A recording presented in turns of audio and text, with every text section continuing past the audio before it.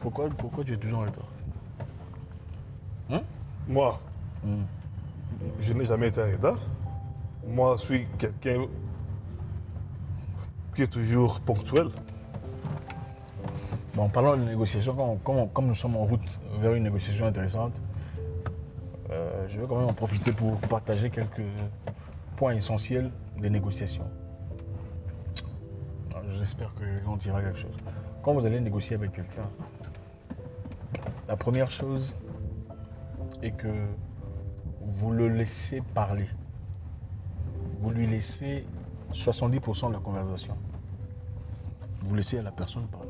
Vous lui laissez la fenêtre oratoire. Il ne faut pas trop vous exprimer, il faut trop écouter. Déjà, quand une personne parle, c'est comme une thérapie. Au fait, beaucoup de personnes ont des problèmes. En leur laissant parler, juste en les écoutant, vous résolvez 80% de leurs problèmes sans vraiment entrer dans le problème. C'est psychologique. Une négociation est plus psychologique que factuelle. Une négociation est plus psychologique que factuelle. Les négociations réussissent non pas parce que les deals sont bonnes ou bons. Les négociations, la plupart des cas, réussissent parce qu'on se sent bien avec une personne, n'est-ce pas? Vous êtes d'accord avec moi? Oui, oui. Les négociations réussissent parce que vous aimez la personne, j'aime son attitude, j'aime son allure, n'est-ce pas? C'est d'ailleurs la raison pour laquelle, quand on embauche une personne, pour la plupart des cas, ce n'est pas nécessairement parce qu'il est talentueux ou il a les éléments qu'il faut, c'est souvent parce qu'il est quelqu'un d'appealing, d'intéressant, de bien. Ça, c'est un. Donc, laissez la personne parler 70% ou 70% de la conversation, vous le lui laissez. Ça, c'est un. Donc moi, ce que je sais, une négociation se gagne lorsqu'elle est bien préparée. Et selon mon expérience personnelle, il ne faut jamais accepter une première offre. Pourquoi? Parce que même si ça tombe sur votre avantage, il faut faire semblant de refuser, monter au créneau pour donner une contre-proposition. Et cela, je l'ai déjà appliqué dans mon entreprise. S'il y a des contrats dont vous signez avec les bailleurs potentiels, par exemple, vous dites que non, pour construire une école au Cameroun, il faut 30 000 euros. Même si tu sais que 30 000 euros, ça peut construire une école, vous dites non, c'est 40 000. Là, ça vous donne la force et l'influence pour ne pas paraître faible. Donc, je sais que moi, selon mon expérience dans les négociations, il faut aussi appliquer ça des choses. C'est très important, mais c'est quand même risqué parce qu'à un certain moment, il faut savoir le point de non-retour.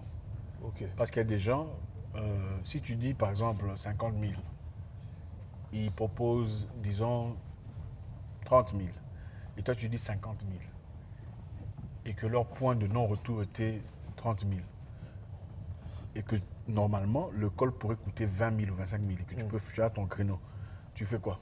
Mais, ok. Parce que tu ne diras pas 50 000 pour ensuite rentrer en arrière en disant non, non, non, ok, d'accord. S'ils disent non, tu diras quoi? Je suis désolé, là, donne-moi 50 000. là, maintenant, tu dois une stratégie. C'est-à-dire, quand tu dis ça, tu dis qu'on peut construire une école avec 30 000, mais ça ne sera pas durable si on aurait 40 000.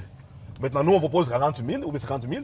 Mais si c'est impossible, on va faire avec les 30 000 pour faire la différence. Et là, évidemment, donc, vous jouez léger. Vous voyez. on donne un exemple complètement abstrait. Il n'y a pas d'école décent à 50 000, c'est clair. Mais bon, voilà, c'est ça. Donc la première chose, vous pensez qu'il ne faut pas dire directement, il ne faut pas montrer ses points. Il ne faut pas accepter une première offre. Accepter le premier offre, il faut toujours résister. Il faut toujours résister. Résister intelligemment. Intelligemment, voilà. De peur que vous n'arrivez au point du non-retour où on vous dit non. Et si on vous dit non, vous faites quoi? Vous aurez honte, vous ne pourrez pas dire d'accord, je suis d'accord, je veux maintenant accepter. Là, vous paraissez vraiment comme un amateur. Voilà. Deuxièmement, comme je l'ai dit précédemment, il faut laisser son interlocuteur parler. Il faut lui accorder 70% des paroles, 70% de l'allocation de parole si vous préférez. Laissez-le parler, il se sentira à l'aise. Quand vous commencez à parler, il se sentira dans l'obligation d'écouter, si pas de respecter ce que vous dites dans une négociation. Donc il ne faut pas trop parler en négociant. Il faut rester calme. La réalité est que quand il y a deux personnes qui discutent, la personne la plus forte est celle qui n'a pas encore ouvert sa bouche. Et pour ajouter, donc, lorsque vous négociez, il faut que ton interlocuteur puisse se sentir comme un partenaire et non un adversaire. Oui. Vous voyez, donc si vous vous mettez votre interlocuteur dans la place comme maintenant un partenaire, ça va lui donner l'assurance là de mener à bon escient la négociation, au lieu que de lui mettre dans une position comme un adversaire. Là, ça peut gâcher beaucoup de choses. Il doit avoir l'impression que vous trouvez une solution contre un problème. Voilà. Au fait, c'est vous et lui contre le problème, Voilà. pas vous contre lui. Voilà. Parce que quand vous faites vous contre lui, vous associez l'ego. Et l'ego est l'élément le plus brutal contre toute négociation. Voilà. Parce que la plupart des gens, les gens ne vous aiment pas. En fait, les gens ne vous engagent même pas parce que vous êtes excellent dans votre travail. Les gens ne vous accordent pas des contrats parce que vous êtes super, vous êtes qualifié. En général, les gens vous accordent des contrats, c'est parce qu'ils se sont bien sentis autour de vous. Vous montrez comme partenaire. Voilà, c'est plus le sentiment qu'on a. Ah, je l'aime bien, il a l'air compréhensif. Ah, je l'aime bien, il a l'air gentil. Au fait, les gens aiment ça. Parce qu'il ne faut pas oublier, une négociation, ce n'est pas entre deux machines. Même deux entreprises qui négocient, ce sont les représentants de l'entreprise qui négocient. Donc, vous et votre interlocuteur contre le problème à résoudre. Pas vous, votre ego, contre l'ego de votre interlocuteur. Autre chose, comme je l'ai dit précédemment, il faut concéder aux petites choses. Quand vous rencontrez des gens dans une négociation, même dans la vie courante, il ne faut pas toujours chercher à tout gagner. Il ne faut pas toujours chercher à avoir toujours raison dans toutes les situations. Donc, par exemple, les choses sans importance, parti politique, religion, style de vie, vous n'êtes pas obligé d'être d'accord par rapport à ça. Vous le laissez parler, vous l'écoutez, vous faites semblant d'agréer avec lui. Et toute personne se sentant agréée, se sentant acceptée, se sent dans l'obligation, quelque part, de réciproquer. Vous voyez un peu? Voilà. Donc, quand vous faites ça, quand vous paraissez gentil, compréhensif, on a tendance à réciproquer. Vous agréez dans des choses sans importance pour bloquer dans des choses plus importantes. Agréer dans des choses sans importance pour bloquer dans les choses plus importantes. Quand vous agréez dans les choses sans importance, excusez-moi, votre interlocuteur a l'impression qu'il est obligé aussi d'agréer quelque part pour pas que ça ne soit que vous soyez la seule personne en train d'essayer de trouver des solutions à votre problème. On est un peu bloqué là, il y a un camion. Je pense qu'il faudra rentrer, la route est bloquée. Oui, donc moi, ce que je voulais dire dans la négociation, il faut être un peu diplomate. Il ne faut pas se montrer trop radical. Même si vous êtes dans la position de force, il faut montrer à son autorité que vous êtes aussi faible. Vous voyez, mais si vous montrez que vous êtes trop fort, là, vous risquez de gâcher même, de perdre votre valeur et le pouvoir que vous avez déjà imposé. Encore une fois, c'est question d'ego. Voilà. Il faut savoir contrôler son ego. Voilà.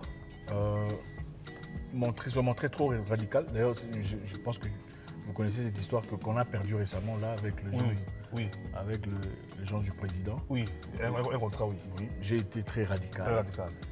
On a essayé de me rencontrer quelque part, disant on va faire ça. Moi, j'ai demandé là, on m'a dit ok, non, on va faire ça.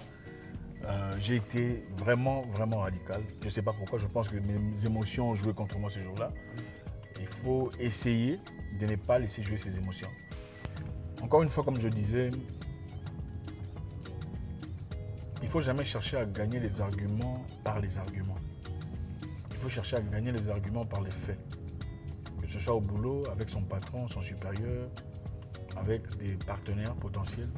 Il faut gagner par des faits. C'est-à-dire, au lieu de discuter sur comment accomplir ou exécuter quelque chose, si vous avez des moyens alternatifs à le faire, montrez aux gens. Il ne faut pas discuter, il ne faut pas en faire une joute verbale.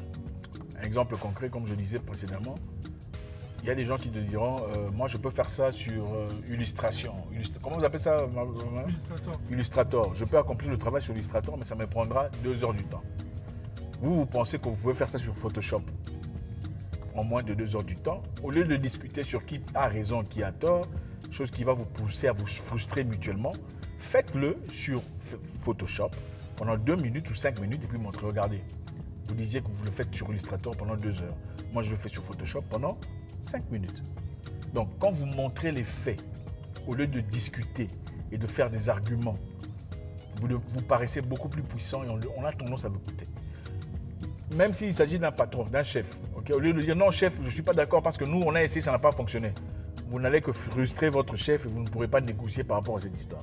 Ce qu'il faut faire par contre, c'est exécuter-les à la maison. Si vous avez par exemple demandé à votre chef de travailler à la maison parce que vous en êtes capable et lui a dit non, au lieu de discuter, de vous tirer gauche à droite, allez à la maison, faites le boulot que vous étiez censé faire le lundi au travail, faites-le à la maison D'accord? Faites-le à la maison, accomplissez le boulot. Venez le lundi avec le boulot bien accompli. Chef, vous regarde le boulot que je vous avais dit que je ferai à la maison. Quand il dit, il examine, il voit que le boulot est très bien fait. Il se dit, oh waouh, ok. Donc je peux faire confiance à ce monsieur au lieu de me tirailler avec lui. Et vous aurez gagné cette négociation au lieu d'appliquer la force. Et pour finir, la négociation est basée sur les humains. Ce sont les humains qui négocient. Ce ne sont pas les machines ou les entreprises qui négocient. Même les entreprises qui négocient, c'est toujours à travers un humain. Et les humains ont leurs problèmes personnels, de personnalité, leurs problèmes de vie et tout ça. Vous rencontrez quelqu'un que vous ne comprenez pas tout à fait. La première chose à faire, c'est quoi? Faites-lui un compliment. Sur sa chemise, sa robe, son visage. Bon, évitez le visage. Hein, évitez le visage.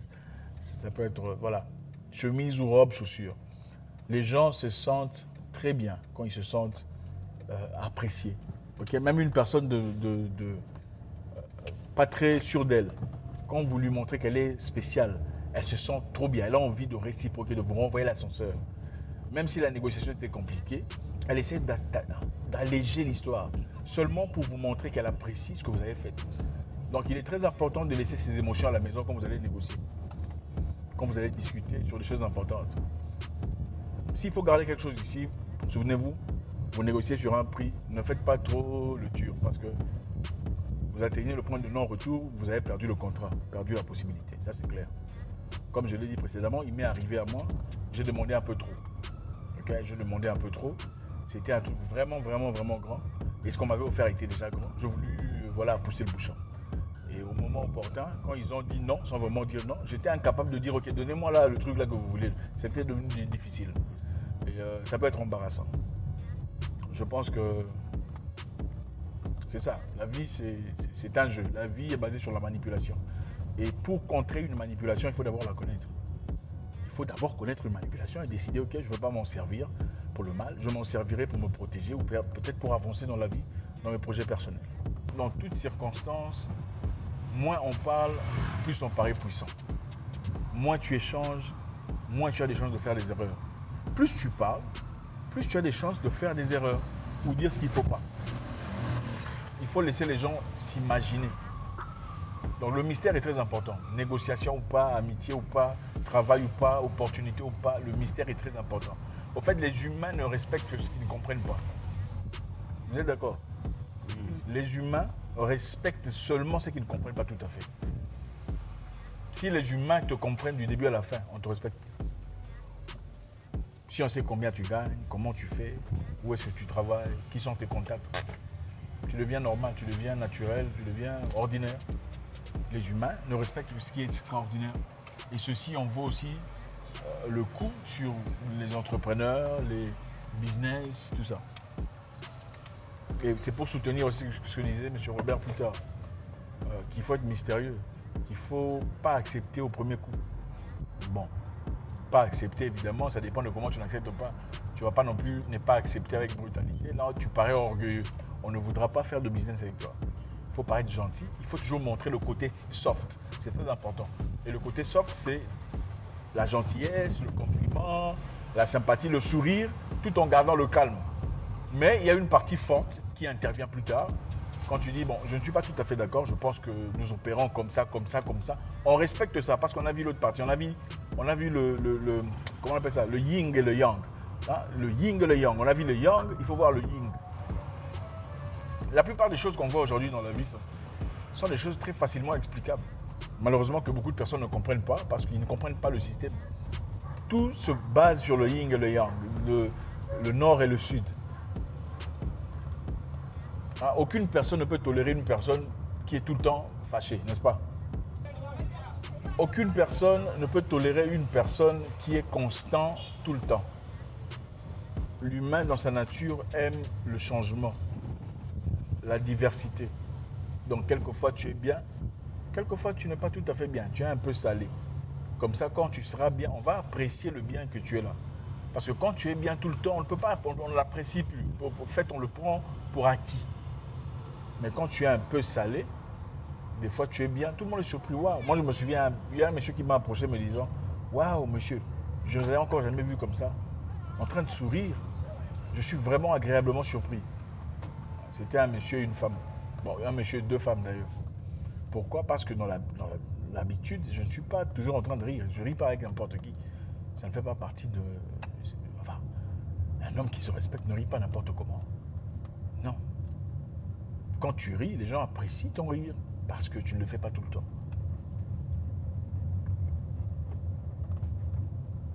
Et c'est sur ça qu'est basé le respect sur beaucoup de personnes d'ailleurs. On vous dira, cette personne-là, elle est gentille, mais attention. Hein, ou, waouh, je suis surpris de voir combien elle est gentille aujourd'hui.